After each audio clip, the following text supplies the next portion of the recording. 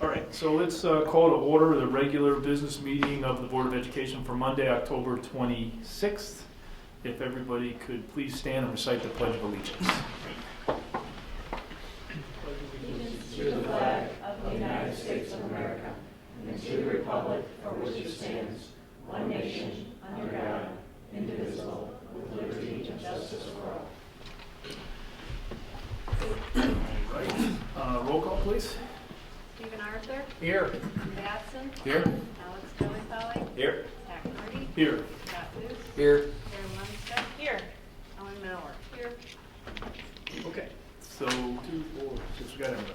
All right, so tonight's agenda, we have a little update on our student assessment data, which I'm understanding is very good news. Nothing specific from the president's report. We'll have all of our school board reps give us an update. The superintendent's report, we'll open it up for public comment. The consent vote agenda is listed. It was reviewed earlier in the month in committee. And then we have brief updates from program and personnel, facilities and finance. Nothing from property, Stephen, that I'm aware of. Karen, anything from CEDO? Okay, small update there. IASB? No. Nothing there.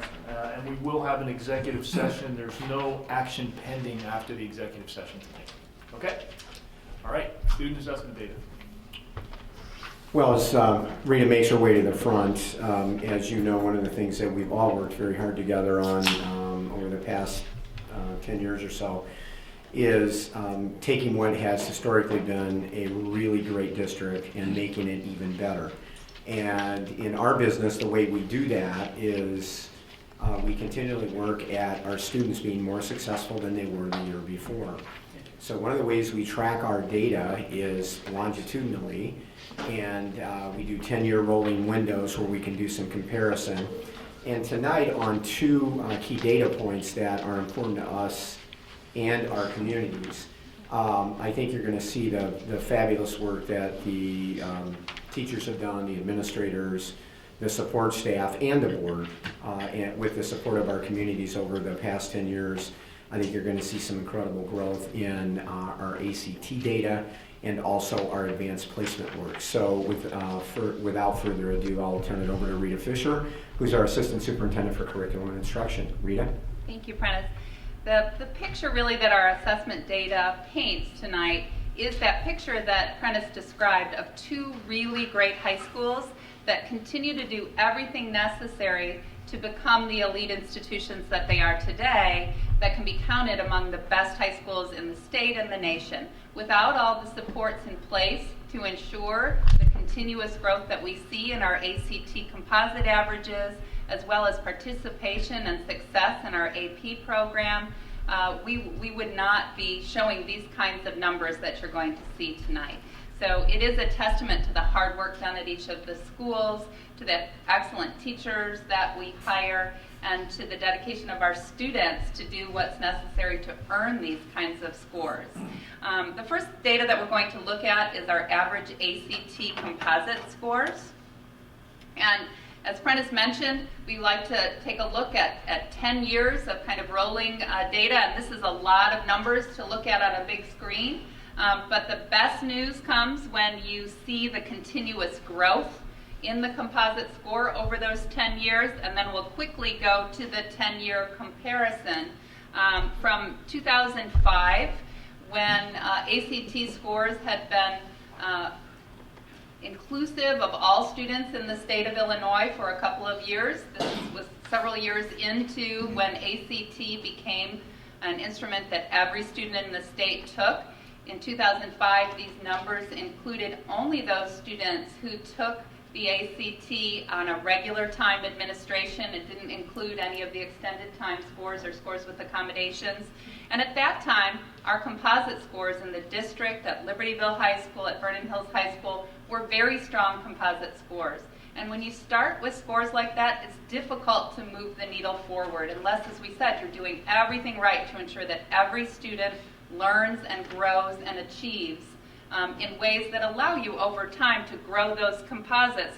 When the state went from an average of 20.3 to an average of 20.7, in District 128, we've grown from 24.3 to 25.4 average ACT composite. And again, starting at that 24.3 makes it more difficult to grow the full point over a point that we have.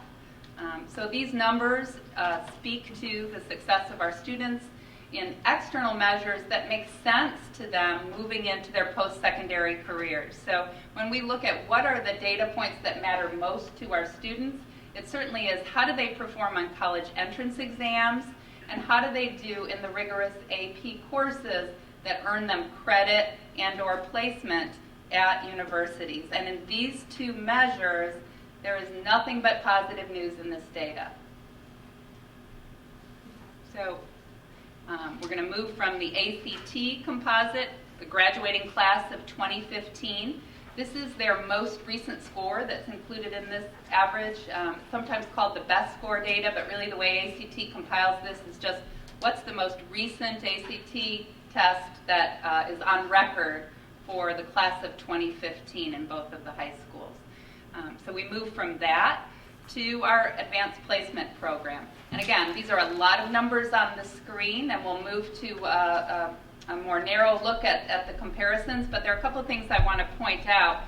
That when we talk about AP students, we're talking about students who are enrolled in AP classes, took at least one AP exam. So how many students do we have who took at least one AP exam during that particular year?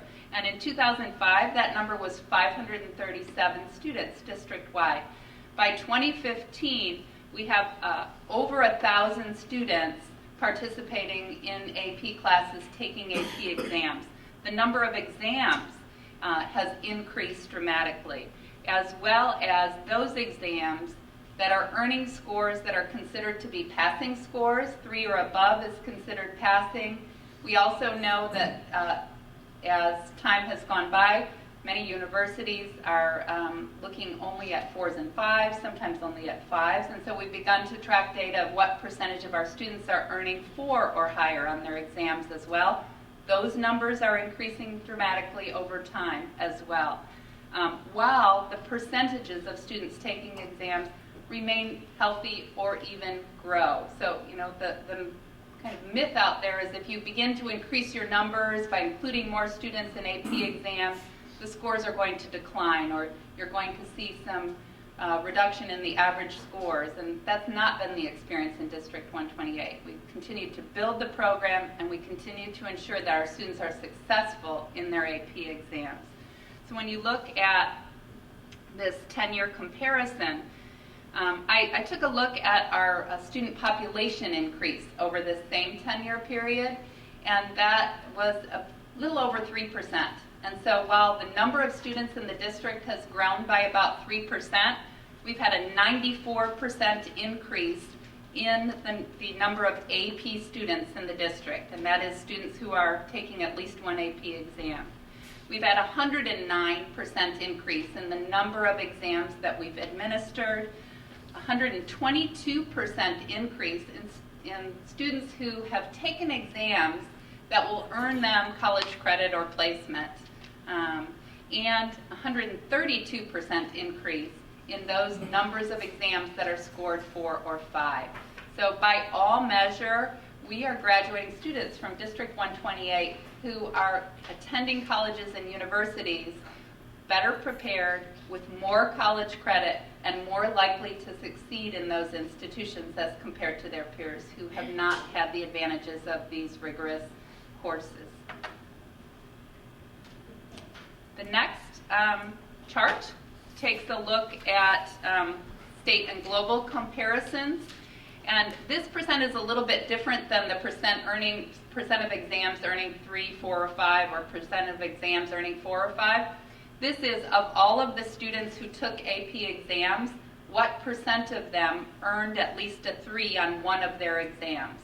And in that measure, when you look at state and global comparisons, you know, that they have remained much lower than D128, and globally the scores have declined a little bit while we have remained steady, and even, you know, when you look at 2011 to 2015, there's been a slight increase in that percent as well.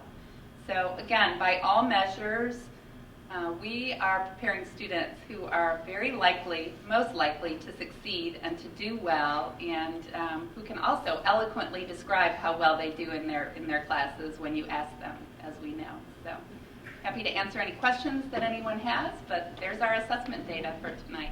We have one couple comments, and then we'll see if the board or the students have any questions. As the board has often heard me say, administrators have heard me say many times, and that we believe the only way to continue to increase student achievement in a very high-performing district like ours is to ensure that more kids are more successful every year.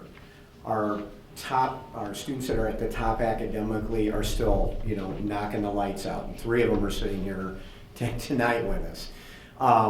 But it's all about moving students up that learning spectrum wherever they come to us.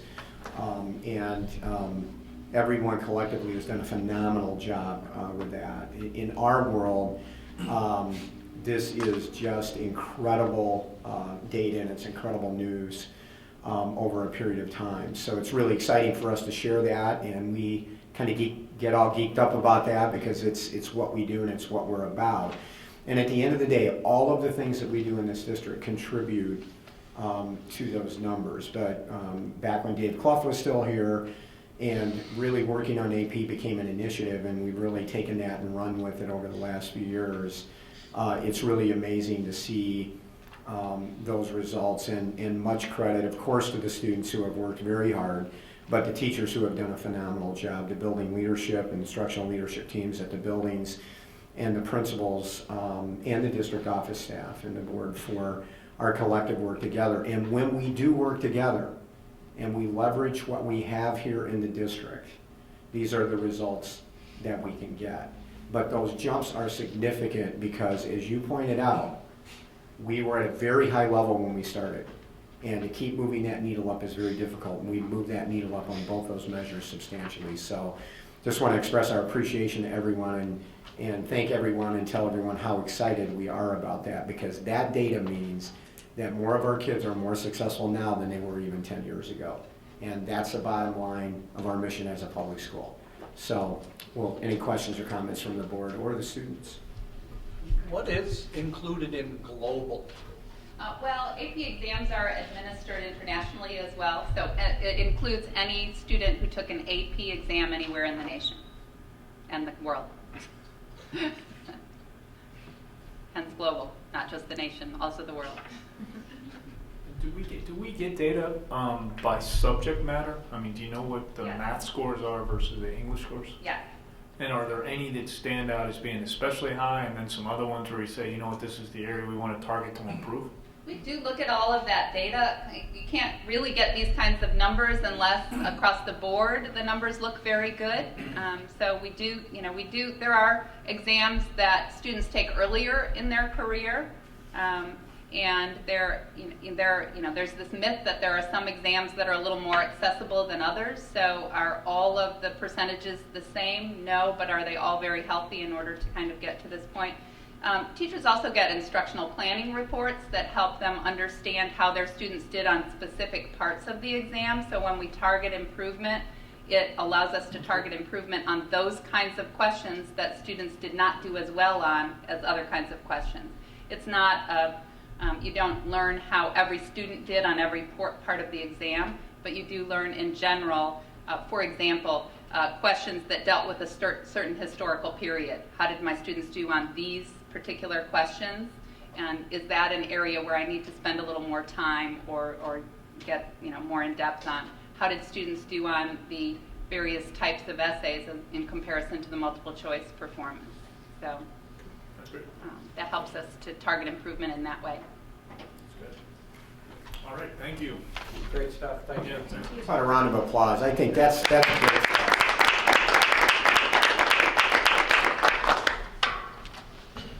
All right, nothing specific other than to highlight and say thanks to all of you who attended or were part of the District 128 Foundation event over the weekend.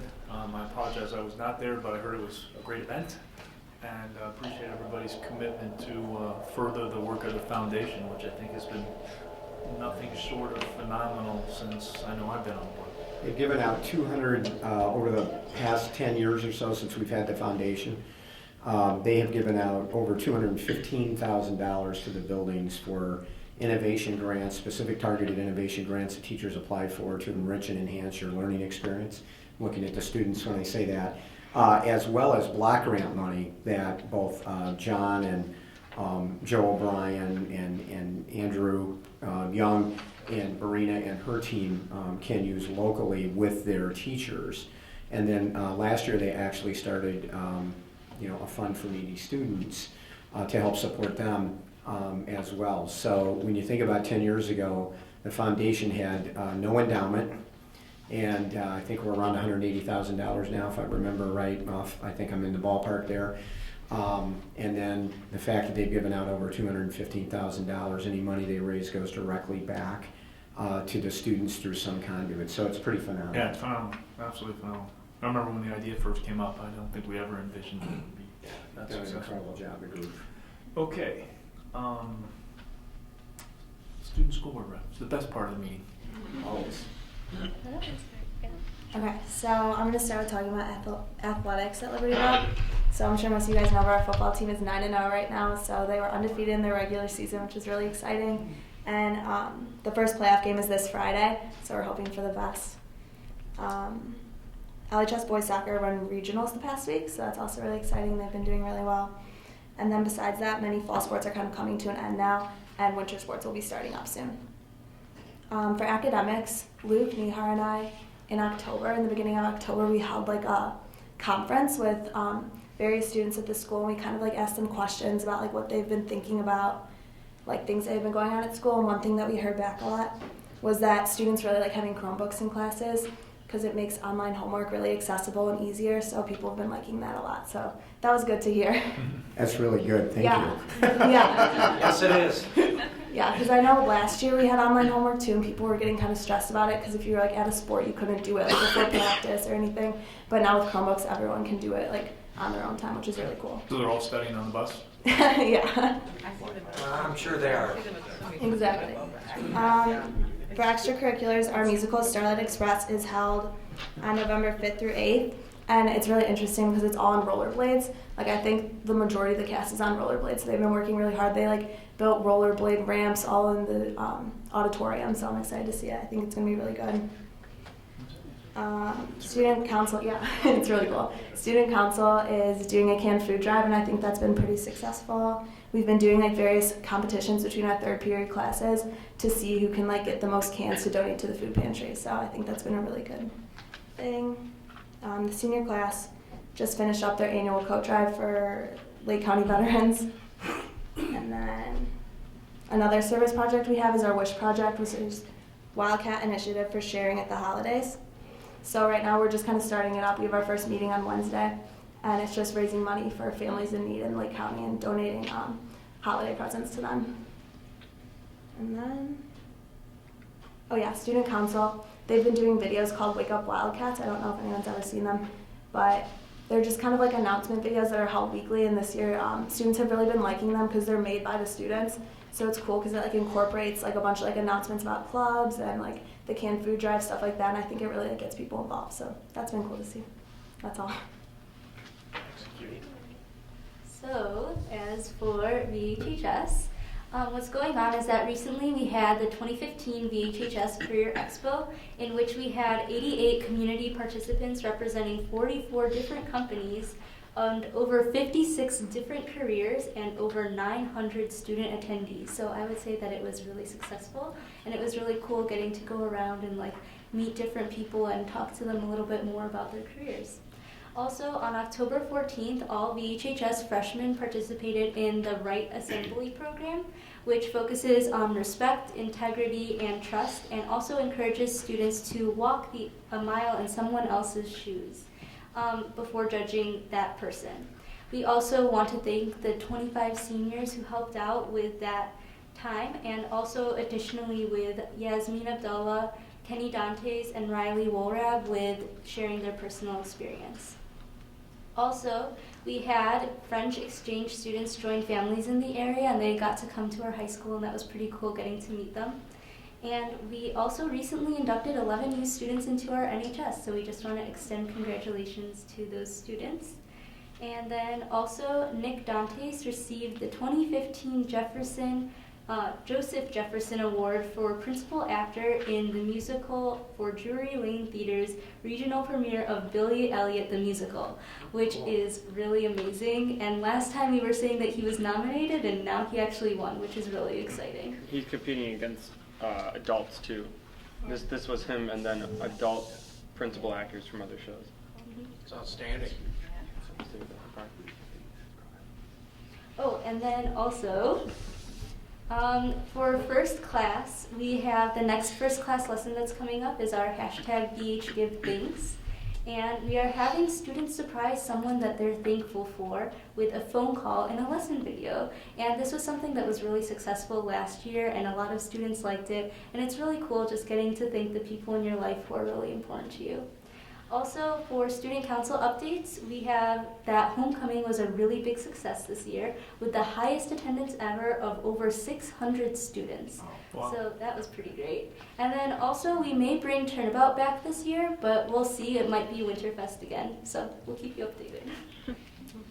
Before I start with sports, I just wanted to say the Right Assembly, I volunteered as a senior for that, and that is a really powerful experience, and I'm glad that we do that every year.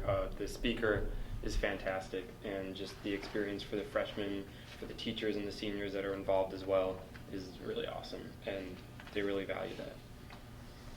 So, am I loud? Cool.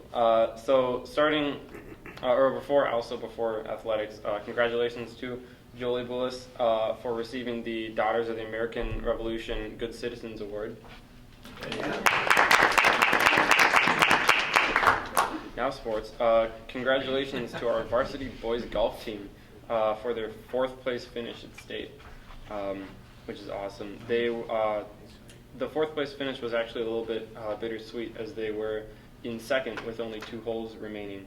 However, we only had one senior competing with the varsity whose score counted this year, so that's a good sign for next year and following. We have a lot of really good underclassmen. Also, girls and boys cross country. Congratulations to them for Prairie Division wins. Boys won their regional and will play tomorrow night in sectionals. And girls, 2nd place finish at the North Suburban Conference, which is really awesome. And then after a much-needed win over Round Lake last Friday, our boys football team will be playing their first playoff match this week. And Dance 3 and parts of the Orchesis Dance Company had the opportunity to perform in Chicago with some professional dancers performing Bollywood with the Chitrahar Cultural Dance Academy. And so they were invited to perform for ceremonies at the 2015 Bridal and Prom Expo at the Merchandise Mart in downtown Chicago. And so they got to travel there and perform those couple commissioned pieces.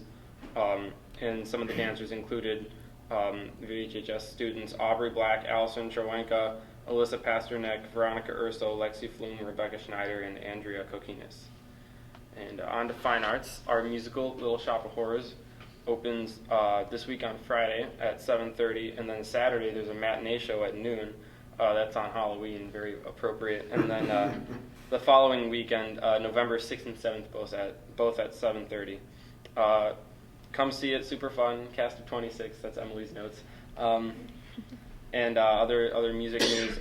Fall choir and band concerts were very successful, and first orchestra concert of the year is coming up November 17th. And the Chamber Choir's annual Madrigal Dessert will be on December 5th. This year it was pushed forward a week. Those always sell out quick, so if you're interested, we're going to be awesome this year. Get a ticket, you can ask Mr. Little. And then November 6th, students who auditioned at the beginning of October for ILMEA, Illinois Music Education Association, the District 7 Band Orchestra and Choir, over 30 students from Vernon Hills, and I think around 30 from Libertyville as well, were qualified after auditions. That's the next, or in a couple weeks, November 6th, and that's an all-day thing. And then some of those students as well always qualify for the All-State convention and performances in January, and that's a much bigger event. That's like 3 or 4 days. And November 14th, this was meant for Emily to say, so it's kind of awkward, but senior Zachary Kurzenberger has been selected to sing the national anthem at the IHSA Girls Volleyball State Final Tournament. That's from also through the ILMEA organization. 18 students from throughout the state are chosen to audition for this opportunity, and 5 or 6 are chosen every year, 1 per fall sport. So I get that. That'll be fun. You could probably watch it online or something. I don't know. We will. And I believe that's it. Maybe we'll play it at the board meeting. Yeah? Yeah. I'm singing at the board. Yeah, I'm singing. After the pledge. Thank you. Yeah. All right, great job, everybody. Wonderful. All right, superintendent's report. Okay, hard to believe, but we have even more good news than the students reported. We'll start with the foundation, since Dr. Grudy mentioned that earlier. At its 4th annual fundraiser, the big event held Saturday at Viper Alley, the D128 Foundation for Learning presented its 2nd annual Alumni Achievement Awards. This year's winners were Allison Bain, VHHS class of 2008, and Gwen Rowley Shotwell, LHS class of 1992. Allison is currently a 3rd-year law student at Northwestern University and is the co-author of Allie's Law, better known as the Restroom Access Act, that allows anyone with a medical emergency access to an employee-only restroom. Gwen is the president and COO of SpaceX and is on Forbes' 2015 list of the world's 100 most powerful women. You can read more about this year's honorees on the foundation website, so congratulations to our 2 honorees. Let me go back to the first page. The following students have been named Libertyville High School October Students of the Month: Dante Para, Taylor Knoll, Hadley Vanderbosch, Hannah Buford, Gary Bang, Brian Strample, Jacob Lex, Massimo Camella, Kenji Mulhall, and Jose Vargas. The following Vernon Hills High School seniors were selected for fall induction into the VHHS chapter of the National Honor Society: Stephanie Benito, Stephen Daniel, Leah Dosamagan, Hiba Hashim, Enos Lee, Kristen Lee, Diana Mollis, Hannah McGreevy, Lillian Meyer, Ivana Mora, and Rachel Weinstein. Congratulations to them. The LHS debate team received several honors at the Schaumburg Invitational Tournament season opener on October 17th. Over 25 schools and 200 teams attended the tournament. Freshman Hannah Rubenstein was 9th speaker in the novice Lincoln Douglas division. Freshman Lancy Marcos was a quarterfinalist in the novice Lincoln Douglas division. And senior Emily Reagan was 7th speaker and JV Lincoln Douglas champion. LHS wrestling coach Dell Eggert was inducted into the National Wrestling Hall of Fame, the Illinois chapter, and awarded the 2015 NWHOF Lifetime Service Award. The honors banquet was held in Countryside, Illinois on October 18th with over 200 guests and family members in attendance, including Dale's brother Dave and both his parents, Don and Mary Eggert.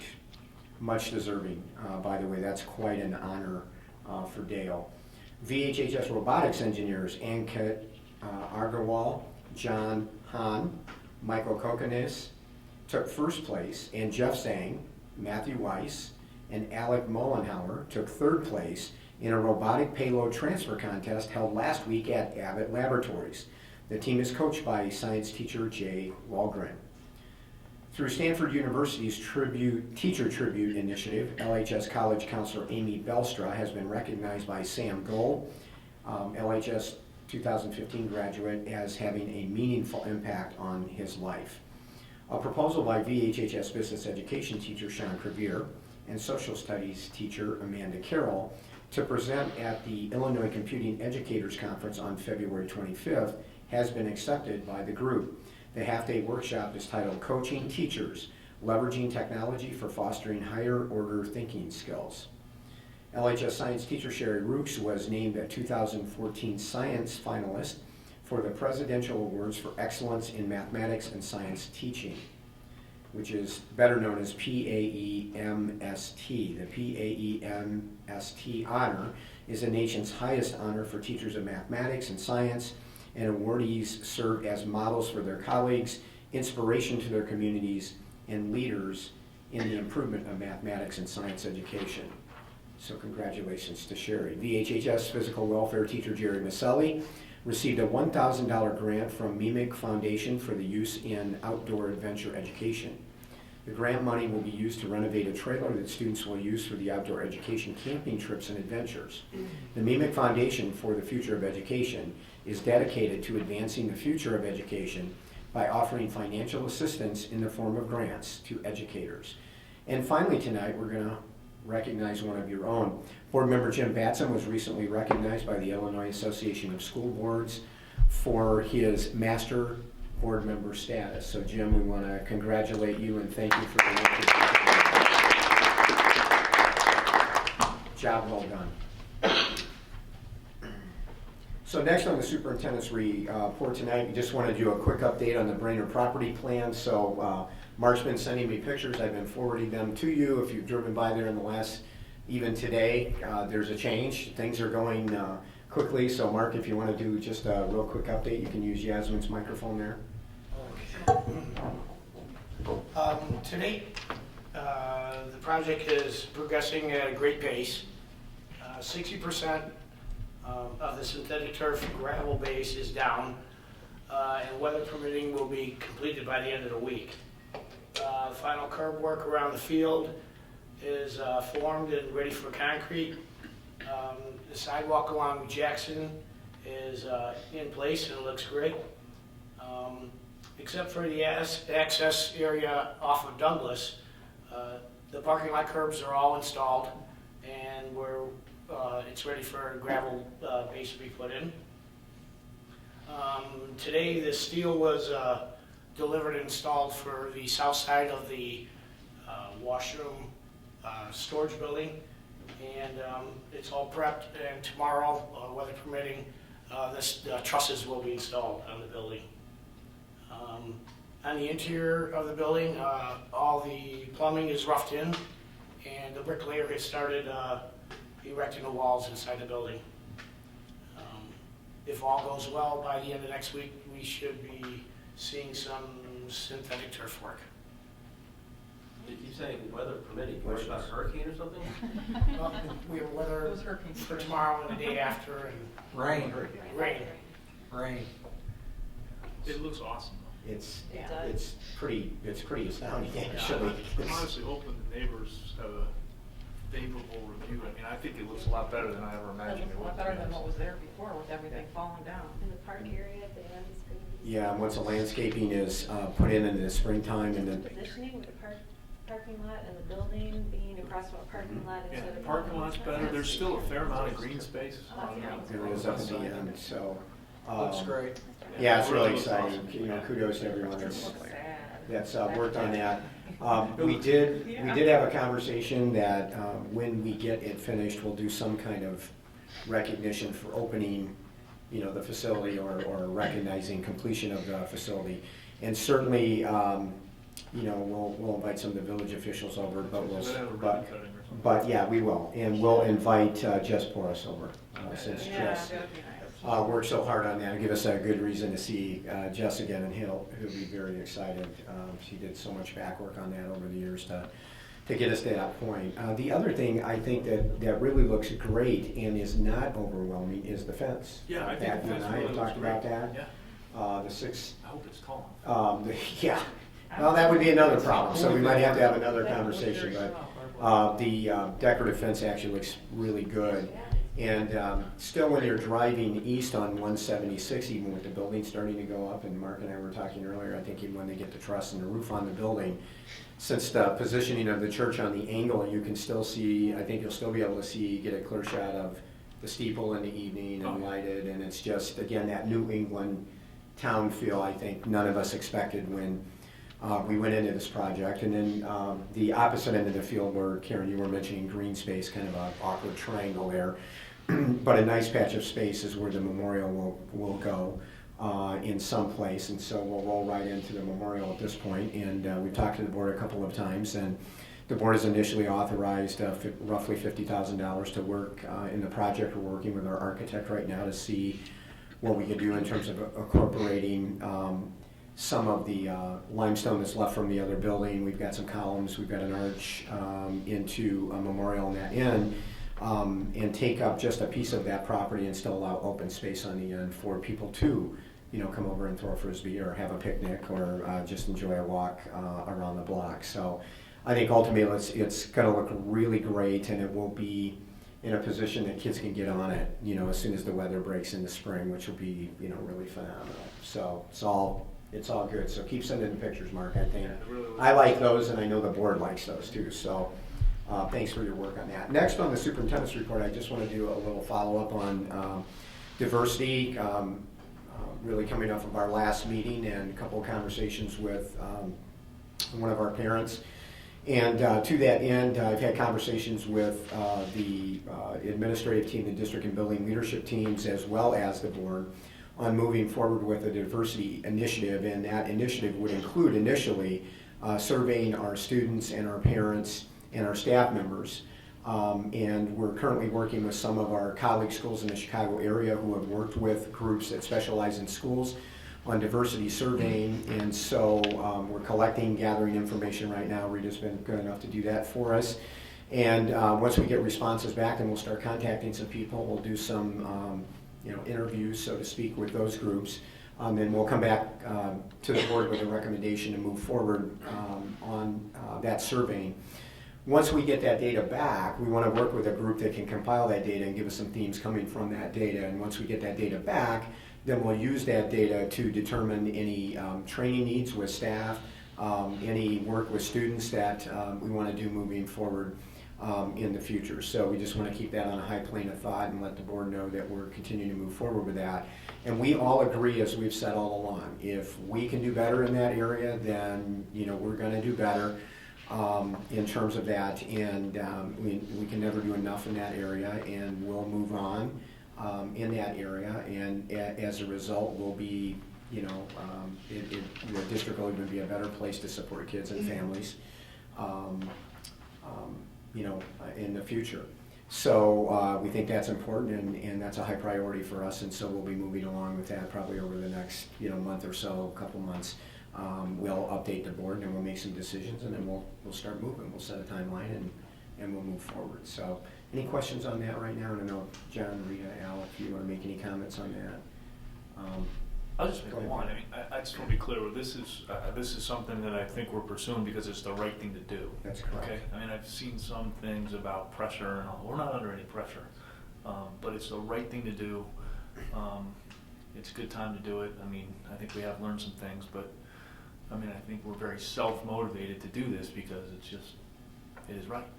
Okay. So. And it's just one example. We, just a couple of weeks ago, went through some required training from the state with working with transgender students, which has been in the newspaper over in District 211 as they're navigating some of that moving forward. And again, readily apparent to us that we're going to need more information. We're going to need to do some things within the district to support students. So it's just another example that we always want to continue to move forward in this area, and Pat's right. Our motivation is in the right place here, and as a result, we'll do what we always do in District 128.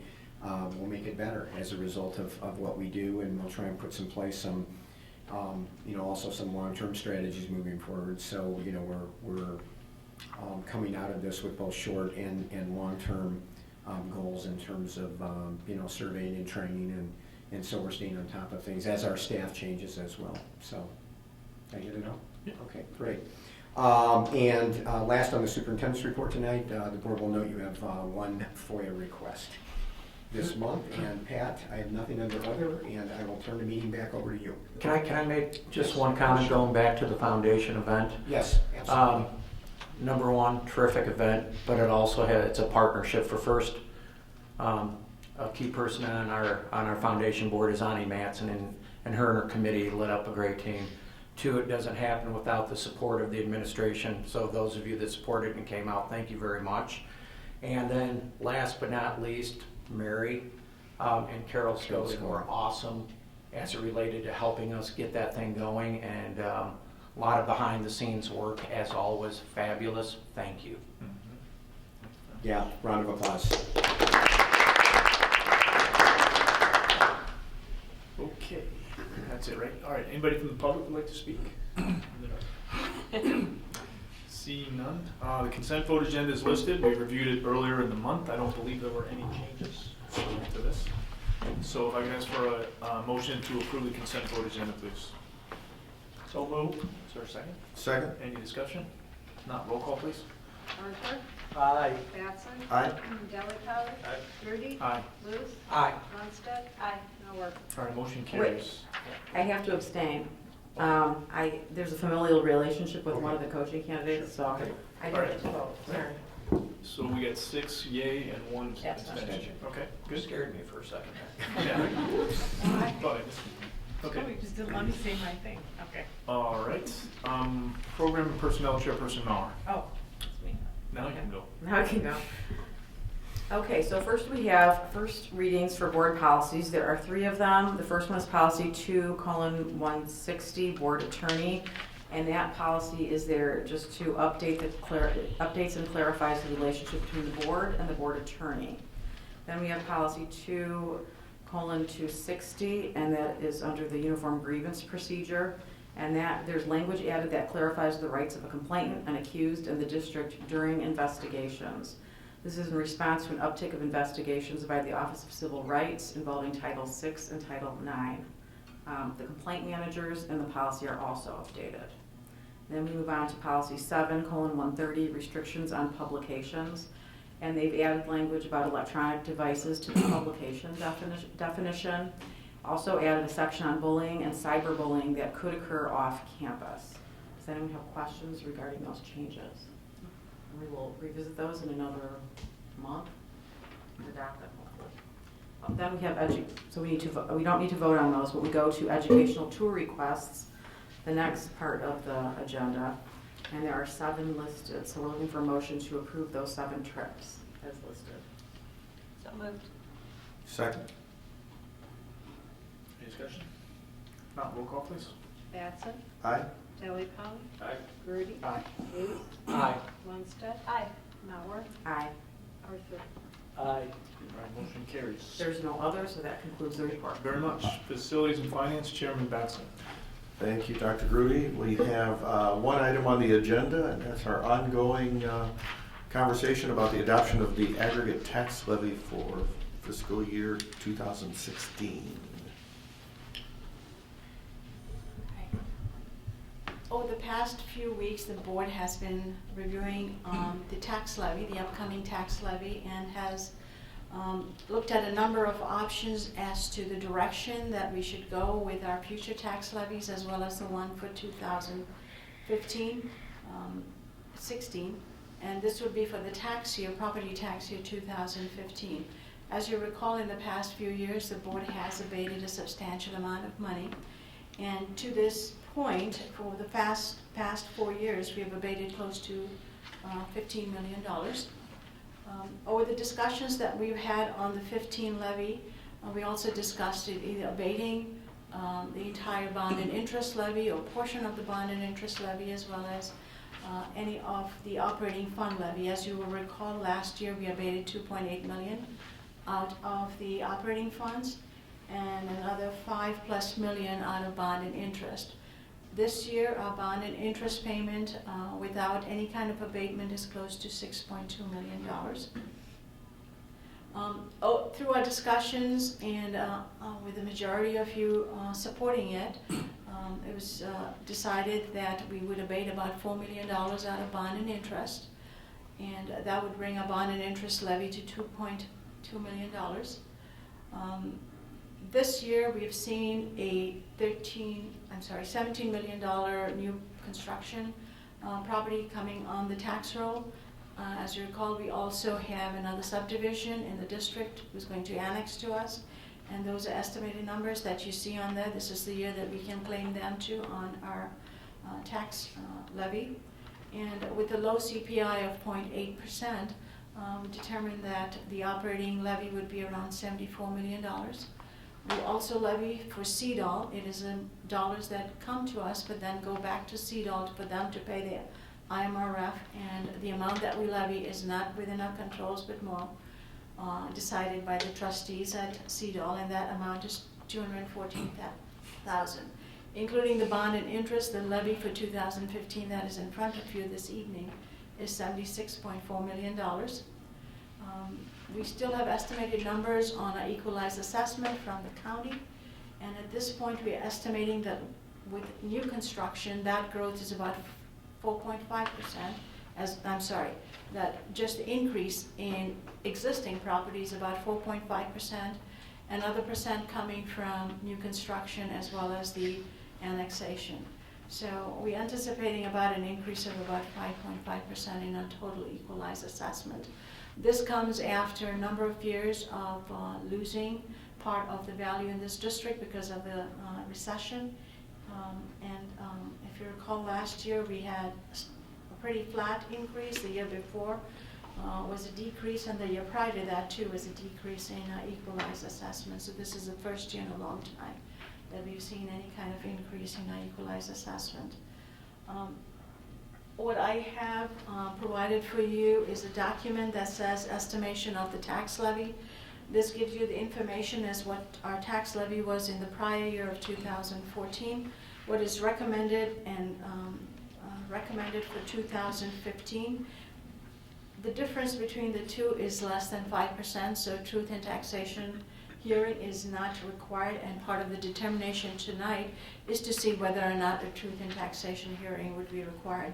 Based on the information provided and approved by you, one is not required for this year.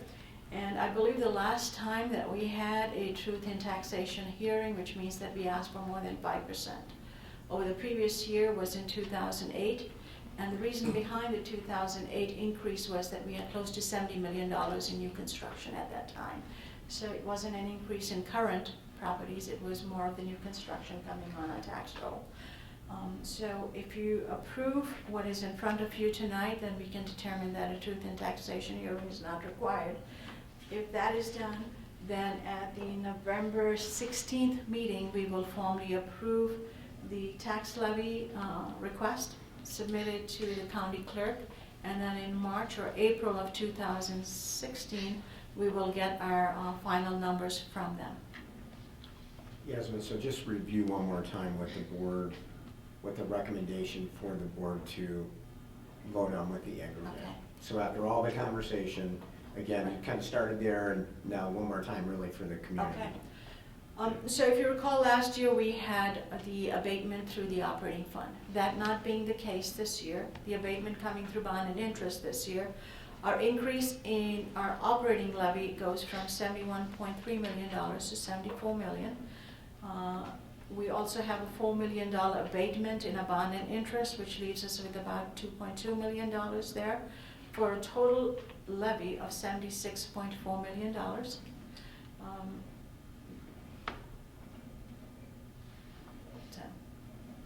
That's it. Just wanted to review Yeah. of that. So, and just a couple of comments, and then we'll open it up for board comments or questions. But I think again, it's important for the community to know two things: that we've really been working on this since the middle of July. It's really when we start our levy discussions here, and we probably have 12 to 16 hours in those discussions moving forward since July. Yasmin's referenced over the past few weeks, but it certainly goes back to July. And we've had one meeting where we've done nothing but really tax levy, so we can focus on that.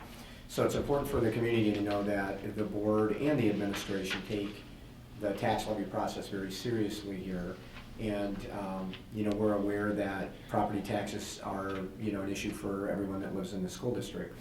The second thing I think it's important for the community to know, if we go back 4 or 5 years, And if the board abates, which is not collects in other parlance, a tax that they could otherwise collect, we are probably in the area of about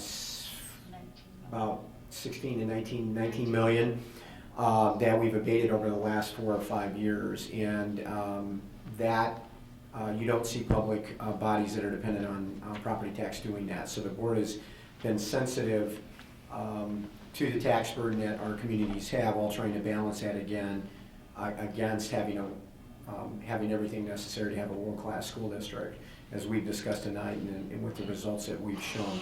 So the board continues to be, very responsible in the time they take to reflect on this, but also the decisions they've made when they've had opportunities to abate.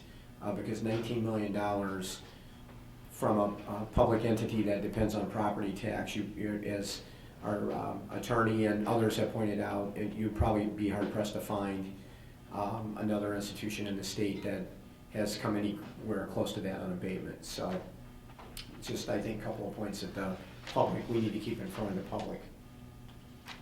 So questions, comments? So just in terms of procedure, are we voting on the levy tonight, or does that come in November? It's coming in November, but the reason, the actual vote on the levy would be in November. The reason for this discussion tonight is to determine that we don't need a truth in taxation hearing, and then to document what we will be asking for in November, so that it's kind of in writing. Now, I should point out to you that if you're uncomfortable with the numbers that you see there, you still have till November to change whatever is on here, as long as it doesn't go over the 5%, because the minute it goes over the 5%, then it's a totally. So just to be clear, we're not really voting on the levy tonight. Yeah. And to that point, if anyone has any further beyond the discussion that'll go on tonight, anybody, especially in the viewing audience, there will be a Facilities and Finance Committee on the 9th of November, and we will actually be voting on the 16th of November. Those are both Monday evenings. The Facilities and Finance Committee meeting is at 6 p.m. at the district office, and the 16th, the board meeting, is our normal 7 p.m. It's moved up a week because of the Thanksgiving holiday, but we'll be here. So. We haven't met there for so long. Are we not doing our committee meetings? We haven't decided. Do Our we meeting need, nobody's what do you allowed to need? Do trust. you need to be a district office for the? Not if this is committee? accepted as is, then there's. Well, that was what was on the schedule, so Okay. look out for the website to see exactly where the committee meetings are. Should be out, yes. Yeah. So those two, the 9th and the 16th, if anyone has any further questions or concerns, you can feel free to join, observe our meetings and make your comments and whatnot. So I just wanted to make sure people were aware. So other comments? Yes, Jim, one other thing I was remiss on tonight that I've tried to update the board on, which is no surprise to anybody that's in the room or is watching in the audience. There is no progress to report at the state on the budget, and so we don't know what will be part of a grand bargain to get the budget done at some point. We've discussed at length what the components could be of that and the impact that they might have on our district, but at this point there's just not a lot of conversation going on, and no decisions have been made. We're beginning to hear more and more that any real discussion and decision on the budget will not happen until January, because they're back to a simple majority then. And it's post any November election. So that's where we stand right now. So it's still very uncertain at the state level, just for context. Anybody else? I will say that there's been significant conversation on this topic, so if there's not a lot of conversation here tonight, that doesn't mean that there's not interest in this.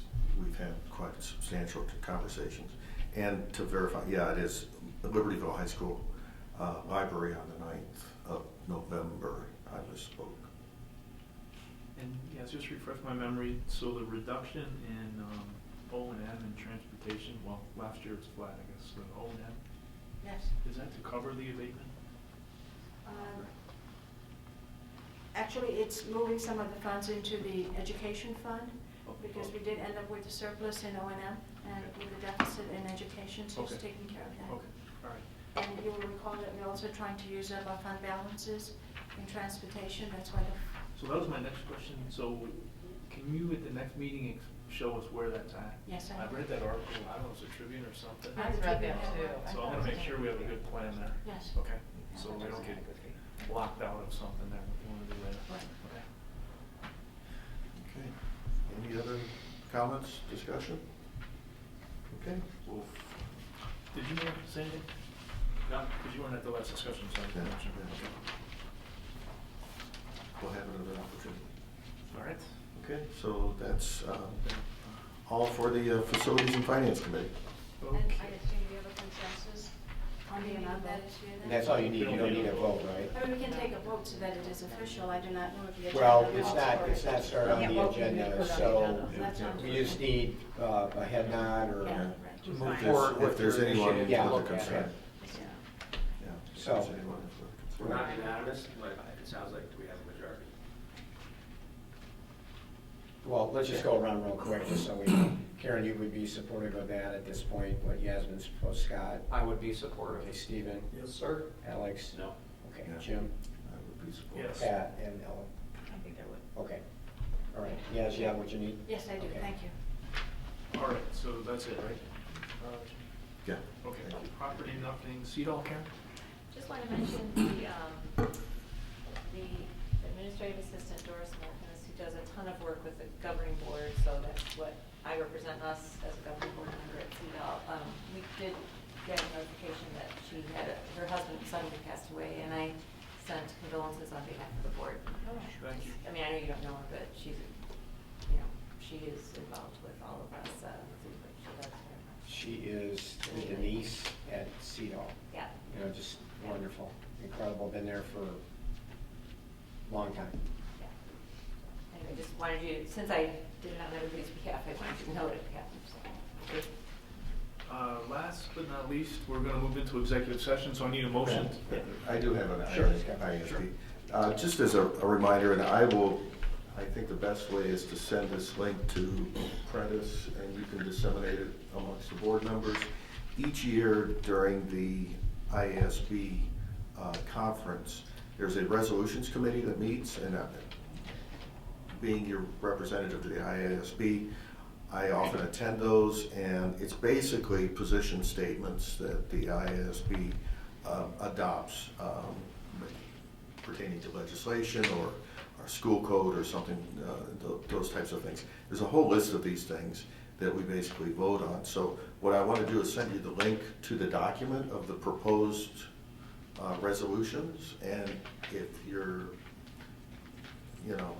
having a case of insomnia or something, and you want to have some late night reading or something to put you to sleep, you can read through some of these, and if there's anything of concern or anything that you feel is, we need to take a strong stand on, please just get back to me on those so that I know how to or not to vote on any of those, should I attend that meeting in November.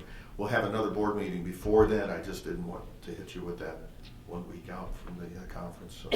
And as Jim has noted, that really frames the IASB's legislative positions for the year, and they're, of course, a great partner and supporter of public education when we're working on legislation in Springfield, so. All right, is that it? That's it, thank you. All right, so we're gonna convene an executive session for pending or imminent litigation, ILCS 120/2C11. So if I could ask for a motion to move into executive No session, vote. please. Yeah, there's no vote, we're coming out, so no further action tonight. I make a motion that we go into executive session to discuss pending and or imminent litigation. Second. Roll call, please. Kelly Polly. Aye. Grudy. Aye. Luce. Aye. Lundstedt. Aye. Mauer. Aye. Arthur. Aye. Batson. Aye. Okay. Good night, everybody.